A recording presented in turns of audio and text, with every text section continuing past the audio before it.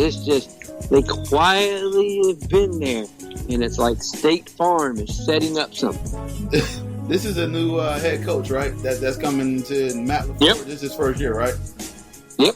So, I mean, I know initially they had reported during the game that the first couple they kind of bumped heads. I mean, that's natural. Aaron. That's natural how it's going to go. Right, but like I said, you'd think a team that's led by Aaron Rodgers wouldn't be kind of go so quietly like this. But they did. Yeah. And they were like, "Oh, look, they're here." But on the flip side, everybody's been talking about the San Francisco 49ers. Yep, because they just blew up.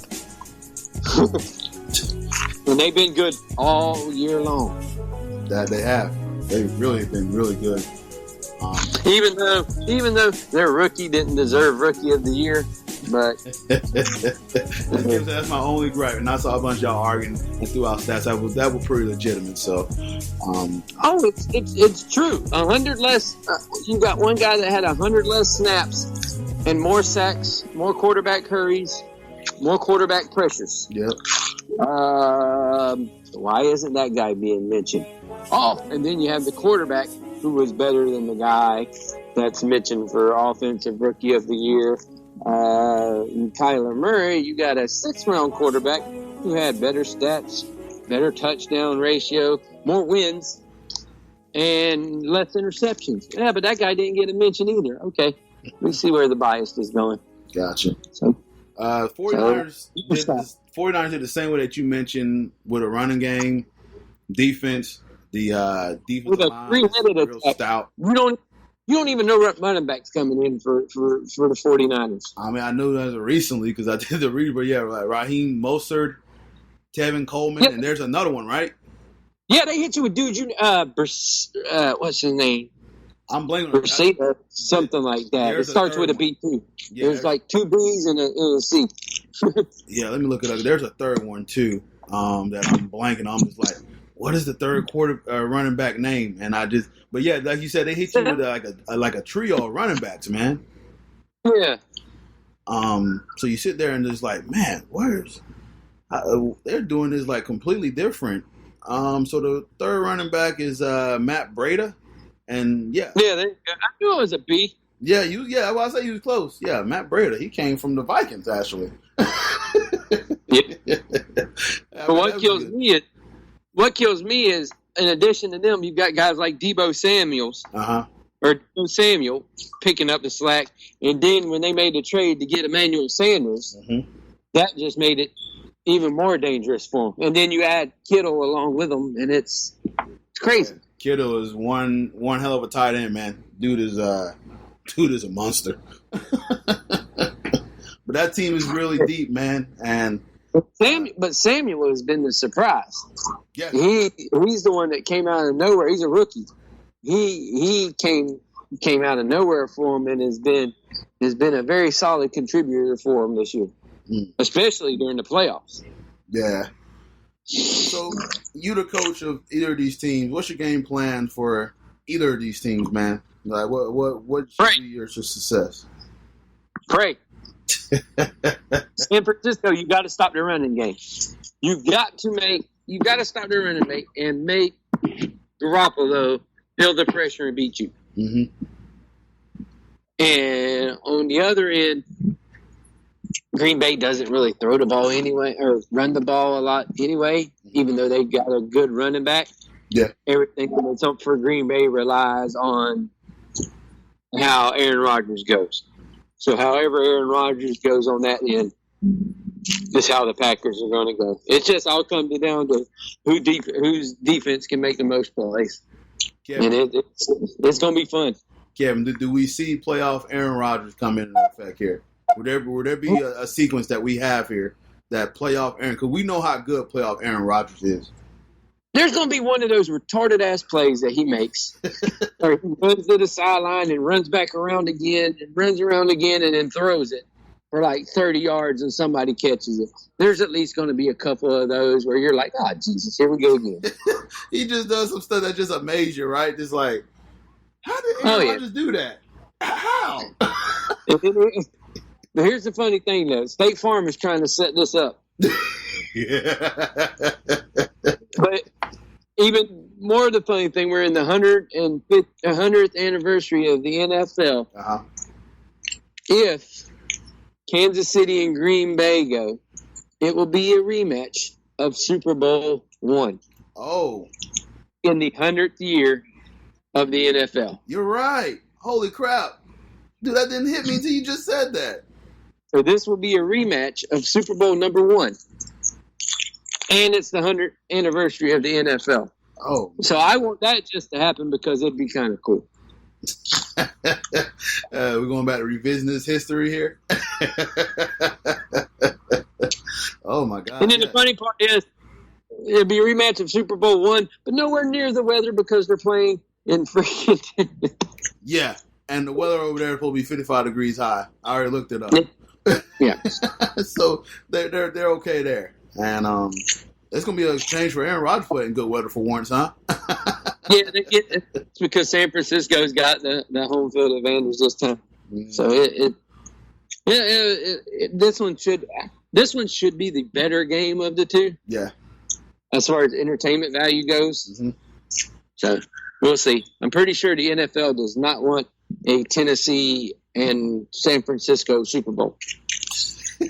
Or Tennessee and Green Bay Super Bowl. I'm pretty sure the NFL wants Tennessee nowhere near the Super Bowl.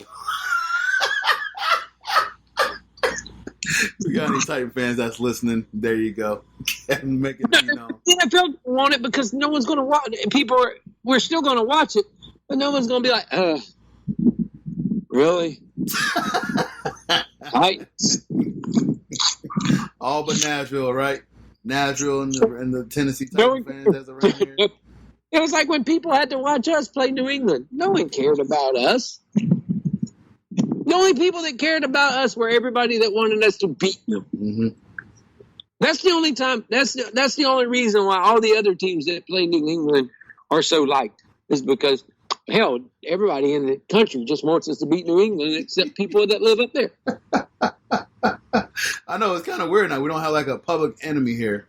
Yeah, there's no team right now that is universally hated. Right. Yeah, you're right. It's just pretty much your division rivals that you really don't like. Exactly. There's no team here that is just universally hated. Regionally hated, yes. Universally hated by people, no. There's not one of them. Before we transition to basketball, Ken, I was going to ask you.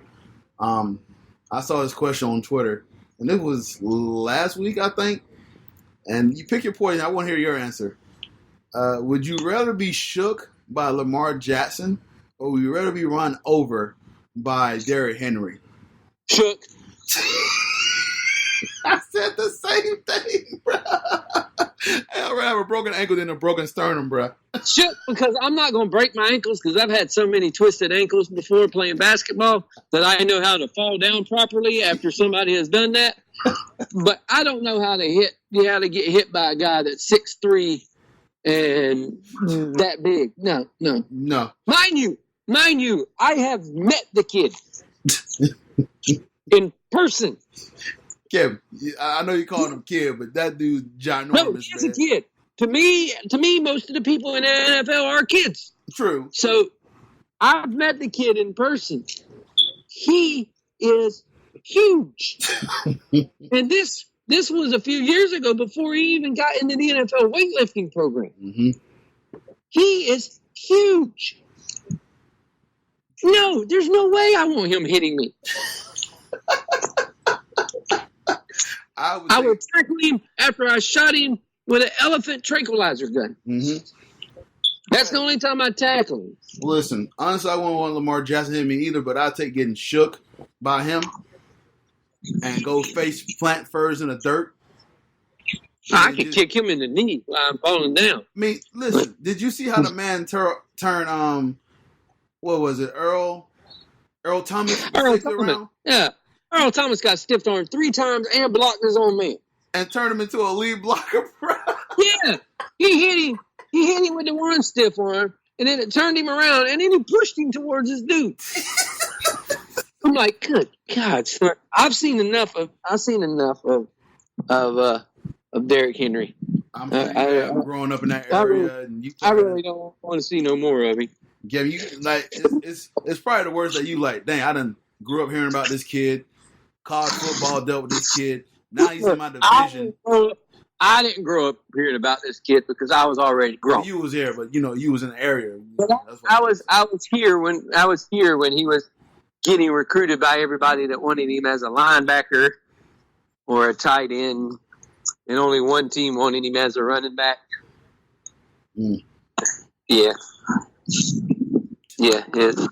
I'm mad that not everybody wanted him as a running back. Yeah. Well. His recruitment was huge around here. I believe it. I definitely believe it. But I just wanted to ask you that question to see what you thought overall, man. NBA, man, Zion Williamson is going to set. I forgot one big gigantic thing. What's that? Who do you have? For what? Do you have Green Bay or San Francisco? You completely forgot to do that. I sure did. Let's go back. This is why I'm here. I appreciate it. Let's rewind that back a little bit. All right, who represents the NFC? I have the. I know you're rooting for the 100 thing. I think the 49ers want to win. State Farm Bowl. State Farm Bowl. That's who you got. Now you got Green Bay. The State Farm Bowl. That defense in front of San Francisco is just too nasty, man. Yeah, but the defensive line for Green Bay is just as good. So it'll be interesting to see what happens. But I got the 49ers win this game. But it would be cool. It would be cool if they do the NFL 100 thing and then go back to NFL 1 and stuff. Man, I didn't think about that until you mentioned that, man. Actually, it's a little nugget that State Farm Bowl. State Farm Bowl. This is State Farm Bowl. This is also why Kevin is here. He throw little nuggets out like that. So, all right. NBA news: Zion Williamson is set to return on January 22nd. Did he lose 47 pounds yet? He did not. Okay, well then his debut is going to be the 22nd. Is put back on injured list the 23rd. Put back on the 23rd. Oh man, yeah. So he's finally going to make his return. So ESPN shuffling around to put a game on national TV. Blah blah. So blah blah blah blah blah. And who cares? Yeah, pretty much. Overall thoughts of the NBA season. So he'll come off the pitch. He's going to play 15 minutes maybe, and no big deal. All right. Well, your team is still bouncing around here. Your Heat, they was fourth. Now they're second. Boom. Bucks is still the top of the crop on the East. Matter of fact, that's what a 3-game win streak does. Yeah. Let's see. In the East, you got the Bucks, the Heat, the Celtics, Raptors, Pacers, 76ers, Magic, and Nets. Kevin, before we go into breaking down. Oh, hell no. I do not want that first round series.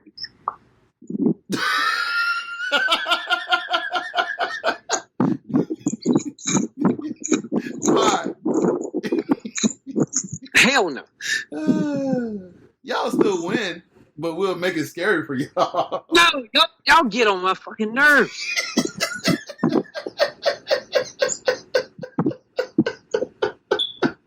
Y'all legit can shoot like garbage for 4 games in a row, and then all of a sudden you want to play us, and it's like, ta-da.